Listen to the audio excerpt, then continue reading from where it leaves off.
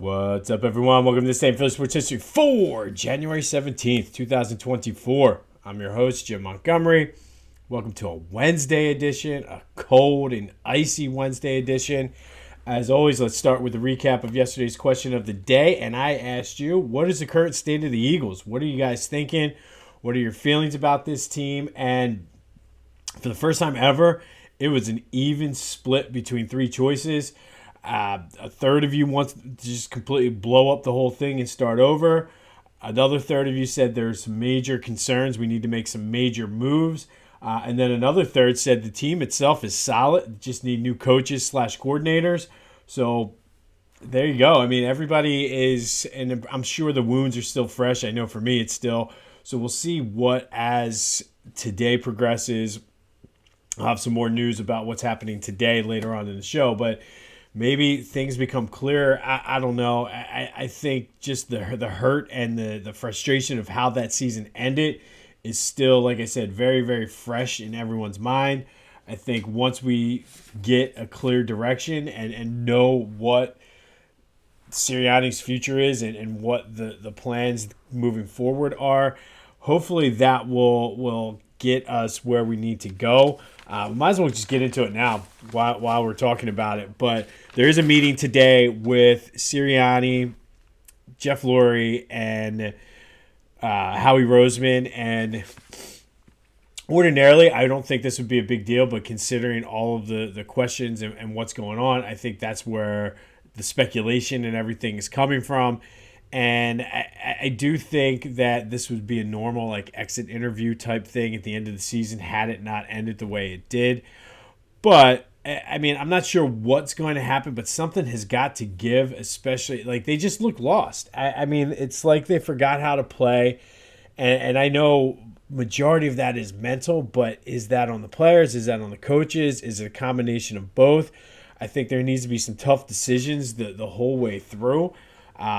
We'll get to Jason Kelce in a minute, but with him retiring, I think that you kind of expected that anyway. You have the guys in place, but you're losing some leadership there. And I mean, I think it's going to be imperative that Jalen Hurts or somebody sort of steps up as the leader. But I mean, we'll see what happens with this meeting. I don't think it's going to be fired. And again, if you listen to the national media, local media, everybody wants him gone for the most part. I think the only one I really the players are kind of like Hugh and Ike. I didn't listen to Ike's show yesterday really, but I did know Hugh was sort of slow your roll. And I mean, nationally they're split. I mean, you have the epic collapse, but if you take a step back and look from a 10,000 foot view, 3 years, 3 playoff appearances, a Super Bowl appearance, a division title. So, I mean, and I do think that there is something to be said about the consistency. So, if they were to make a move now and fire, how does that look then to the rest of the league, in potential coaches? Are people going to want to coach here because knowing that they have a shorter leash?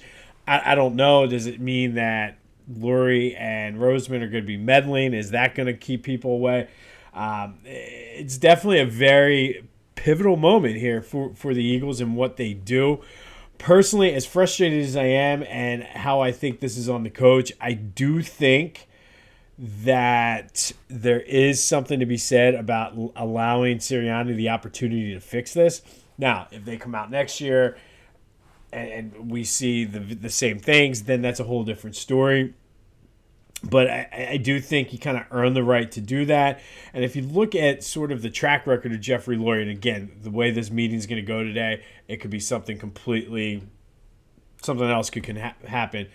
But when he fired Lurie or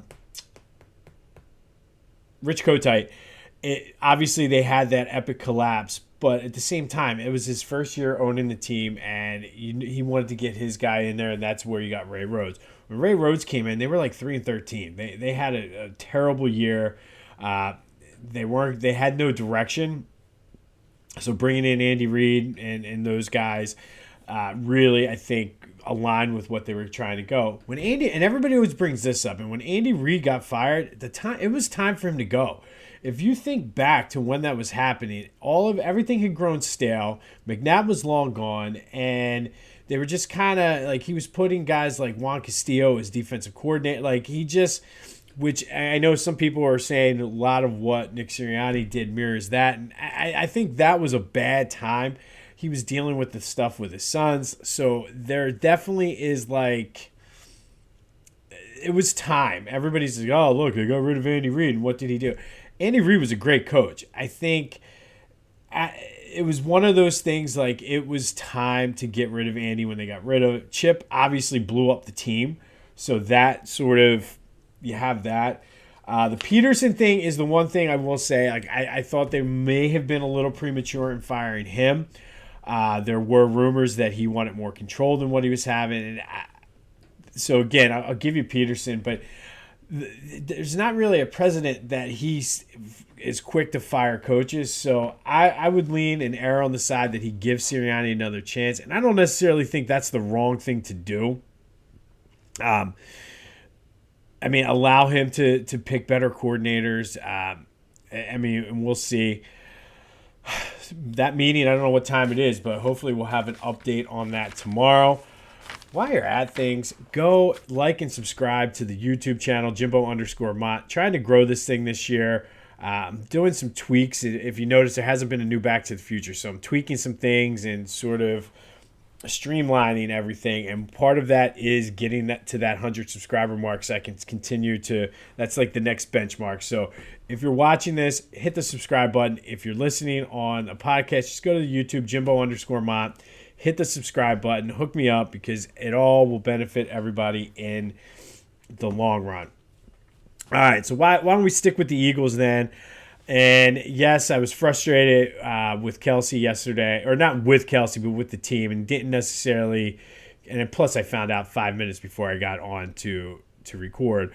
But he is retiring after 13 years. 7-time Pro Bowler, 6-time first-team All-Pro.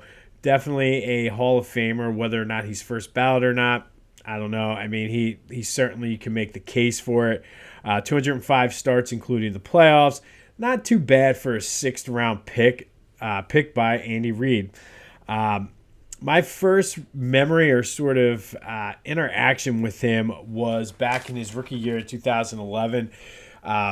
Some of you may remember when I did this back before podcasts and things like that. I've always dabbled in certain things, but I had a blog going on. And it was sort of like a catch-all blog, not necessarily sports-related, but I had enough sports sort of tie-ins with it. But this was back when Andy Reid, the time was sort of getting near where it was near the end of his tenure here in Philly, and there was a bunch of guys, much like this year, who went out to the Novacare complex, had signs that said, Andy, the time is now for you to go, or so basically calling for Andy Reid to be fired. And Evan Mathis and Jason Kelce were very vocal at the time about how terrible the fans were for wishing that, it's basically sticking up for Andy Reid and saying that this was not good. Like, what are you doing? And I hated it. I ripped him and Evan Mathis for it. I said, you're never going to amount to nothing. I said, you're a 6th-round pick. Like, what are you talking about? Be here for a little bit of time. Are you even going to be on the team next year? That's basically the stuff I would probably say now. What I didn't realize at the time, one, was that's the kind of guy that Jason Kelce was or is. He's very loyal, and if you're on his side, he's going to love you. And Andy Reid gave him a shot, and he did. Obviously, I was wrong. I'm 100% okay. I don't know if I was wrong about Evan Mathis, but with Jason Kelce, it was certainly wrong. It came to one of the all-time greats in Eagles history, in Philadelphia history, even outside of sports, all the things that he does. He's come to embody Philly, and I'm so glad I was wrong, and it was one hell of a ride with Jason Kelce, one of my all-time favorite players, and just seems like he's that kind of person that you just want to go sit down and have a couple beers with and play some horseshoes or cornhole or washers or something. Just sit down, have a couple beers, just sit by the pool, put the music on, and just bullshit. And he seems like he would be that. It'd be a ton of fun and just have a cannonball contest at the pool. That's the kind of guy Jason Kelce is. So thank you for 13 great years, Jason. I am glad I was wrong after that initial sort of impression I had of you after sticking up for Andy Reid. Looking back on it now, though, those guys were right. I was wrong about you. The guys that called for Andy to go were right at the time. But again, thank you for 13 years. And this really got me thinking. I mean, I think it's hard. You'd be hard pressed to find anybody who embodies Philadelphia as, whether it's an athlete or outside of like. And that's the thing. Like goes beyond sports than what Jason Kelce does. I mean, you have popular athletes like Brian Dawkins or Chase Utley, but I don't know if they embody Philadelphia. Like, yes, Dawkins gets it. Yes, Chase Utley got it. But I just don't know if you're going to find anyone who just truly embodies and fits in. Like Jason Kelce, when it's all said and done, like you look at him and you're like, you can tell Chase Utley, he's a California guy. Brian Dawkins, not necessarily a Philly type guy, but he fits in. Jason Kelce, you could see being from the Northeast or being from Delco or being from South Jersey. Like he just seems like he is one of us and belongs here. So that got me thinking, and that's today's question of the day. Where does Jason Kelce rank on the all-time list of Philly athletes? Is he top 5, top 10? Top 15, top 20. And I think you got to take the whole picture into that. So let me know. 267-495-8531. Get you in. Send a text message. Leave a voicemail. Is Jason Kelce top 3, top 5? Is he top 10, top 20? Let me know where he ranks in the all-time list of Philadelphia athletes. 267-495-8531. Finish up and put a bow here on the Eagles for today. They do have the number 22 pick in the draft, so anxious to see sort of where they go and what their plan is with that. The last thing, too, and there was an article in the paper today, and I'll give a shout-out to my cousin Greg for this from the Clashing Conferences podcast because he's been talking about this. And they were just basically talking Mike Silsky, I think, wrote the article, but talking about how Matt Patricia basically neutralized Hassan Reddick on his own. Like basically took him out of being a pass rusher because he was dropping him back into coverage. Now, I don't know if that was due to lack of linebacker skill and depth, but it's interesting that other people are noticing that as well. But I'll give a shout out to my cousin who was on top of that right from the very beginning. And if there is a positive note to all of this, 30 days until pitchers and catchers report. All right, good win for the Sixers against the Nuggets yesterday, 126-121. Joe went for 41, 10 assists, and 7 rebounds. That 30-point 10 rebound streak has officially ended, but I think he has a 40-point streak going on now as well, including 12 of 15 from the free throw line. Tyrese went for 25, Tobias went for 24. But I mentioned Joe at the foul line because a few people called in on the text line or sent a message on the text line complaining about the foul, specifically like blocking the landing area and how the game has changed and how it's become unwatchable. And I wanted to use this as an opportunity for like a bonus question almost because this isn't necessarily Philly related, it's NBA related. But they said the game has become unwatchable, one person said. And I'm not sure I agree with that. I look back at the Allen Iverson days, and if the Sixers weren't my team, that era of basketball was brutal. I mean, you had games in the 70s. Like, it wasn't like how it was in the 80s and 90s. I think it went through, and I think this new brand, where things are, I don't mind it because I think it's part of the game. You got guys like Trae Young. You got guys like Joe who really know how to work it and get their points there. So that's just a bonus question today. Which era is better? Like, is the NBA unwatchable now, or was it unwatchable in the late night or the early 2000s? Because I think that was not fun basketball to watch. A 78-75 game was not fun. You have 126, 121. Guys are shooting more, and I think the league evolves. So let me know what you think about that. But as always, thanks for all the feedback. And I had two separate guys do it. My buddy Scott was one who is a regular and kind of ran through and said, listen, man, like it's tough to watch, like because of calling the foul, like the foul on Joe almost cost them the game and everything. But I had other people, or another person complain about just the style of play. And so let me know what you think. Which style, I guess, of NBA basketball do you prefer? The current state of the game back in the early 2000s, the 80s when it was the bad boys and just everybody was just punching each other in the face. Let me know. 267-495-8531. Flyers return to home now on Thursday. They got a big game coming up against the Dallas Stars. But I just wanted to mention the job that John Tortorella is doing. And I kind of looked at the odds, and it looked like a former Flyer, Rick Tocchet, is the odds-on favorite right now to win Coach of the Year for the job he's doing. But I feel Tortorella was second, but I feel Tortorella needs to be getting some consideration for what he's doing.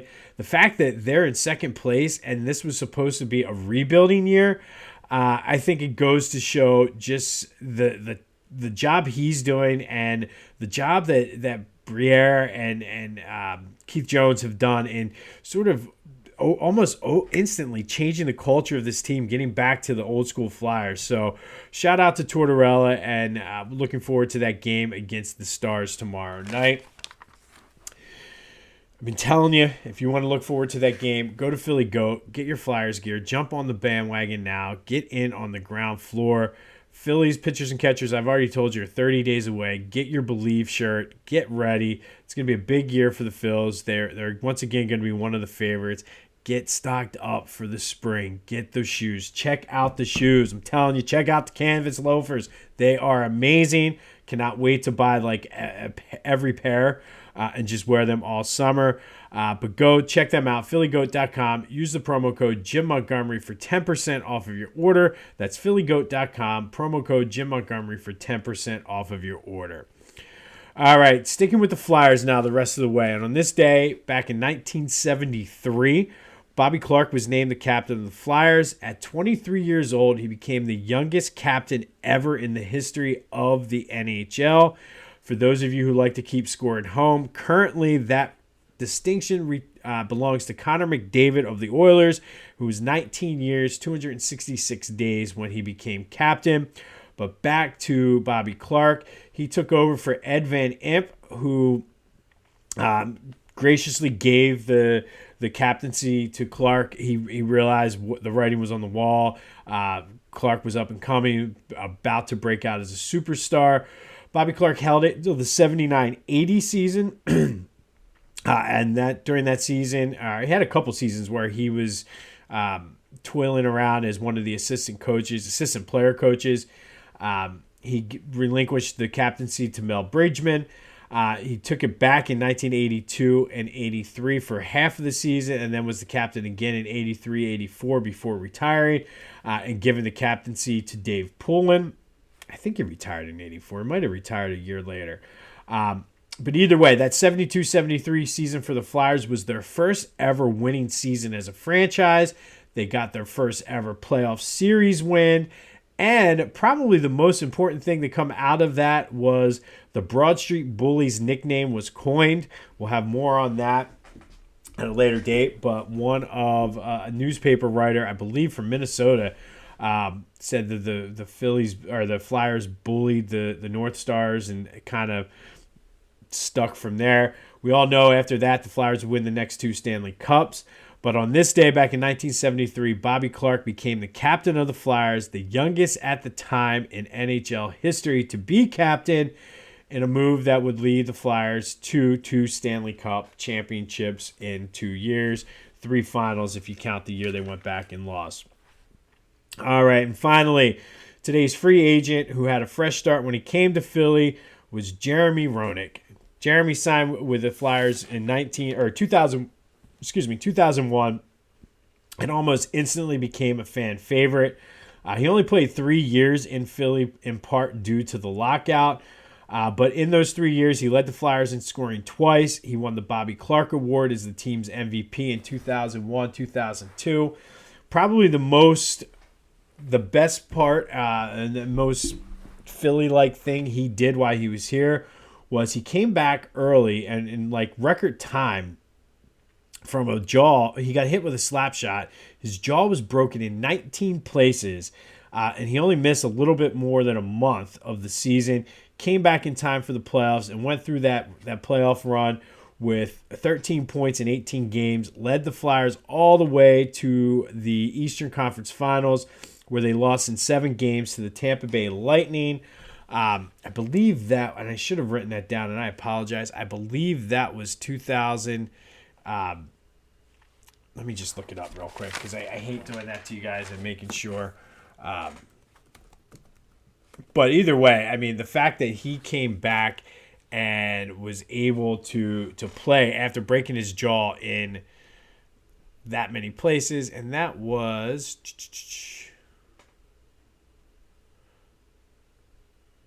the 2003-2004 season. Because then that was the year right before the lockout. So the 2004-05 season was the one that was lost. So in 2003-2004, Jeremy Roenick came back early for the playoffs with a broken jaw in 19 spots. And that's not an exaggeration. 19 spots he had his jaw broken.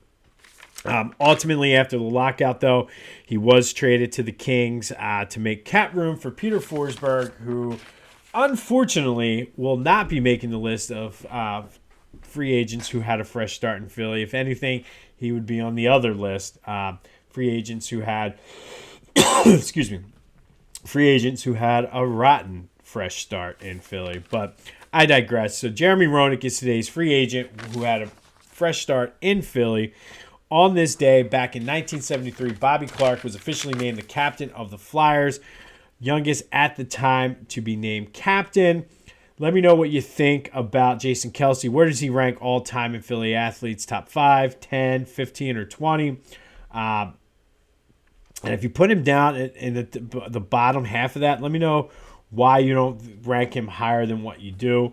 I don't. It'd be hard pressed to put him as top 5, but I think solidly he's probably in the top 10 without going off the top of my head and not even knowing. But let me know what you think. Also, let me know the state of the NBA. Do you like the style and what's going on in the NBA now, or do you long for the old days? Let me know. 267-495-8531 gets you through on the text and voice line.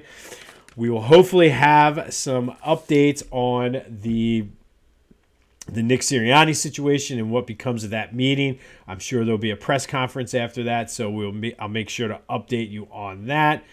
Be safe if you're walking and driving out there. There's still some icy spots. Sidewalks are slick. Decided against running outside today for safety reasons, so I'll go back out and run this afternoon once the sun's out. And again, this is my way of holding myself accountable because now it's on tape. I'm going to have to go work out after work today. But be safe out there. Go have yourself some Wednesday. This has been This Day in Philly Sports History. I'm Jim Montgomery. And until next time, I'll see you when I see you.